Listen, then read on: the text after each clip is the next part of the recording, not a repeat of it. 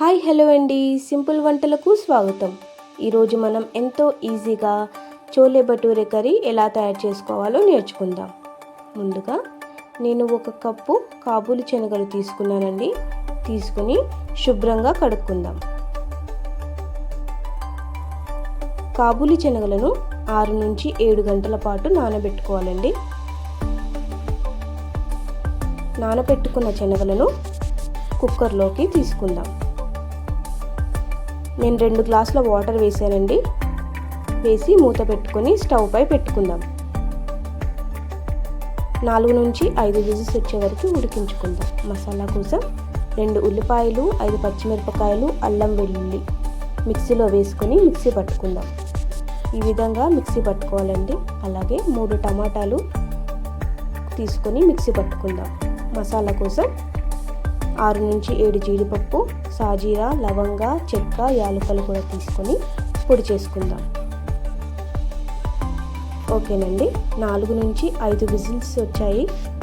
Stove off చేసుకుందాం.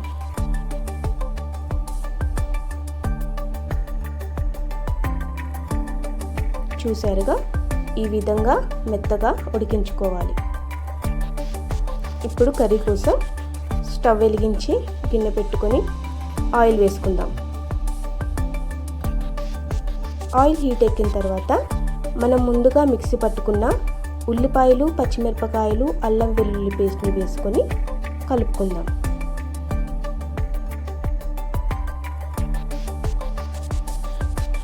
పచ్చివాసన పోయేంత వరకు ఉడికించుకుందాం.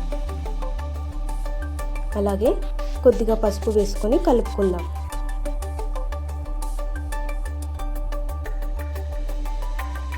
ముందుగా మిక్సీ పట్టుకున్న టమాటా పేస్ట్ని కూడా వేసుకుందాం.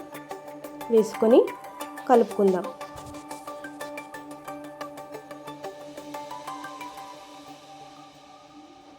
జీడిపప్పు, గరం మసాలా పొడిని కూడా వేసుకుందాం. వేసుకొని సన్నని మంటపై ఉడికించుకోవాలి.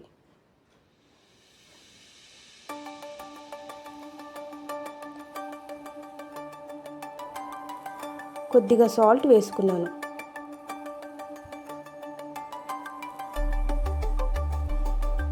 ఒకటిన్నర స్పూన్ల కారం వేసుకోవాలి.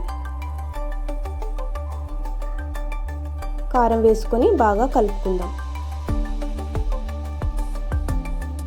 సన్నని మంటపై ఆయిల్ పైకి తేలేంత వరకు ఉడికించుకుందాం.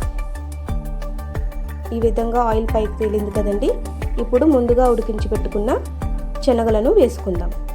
వేసుకొని బాగా కలుపుకుందాం.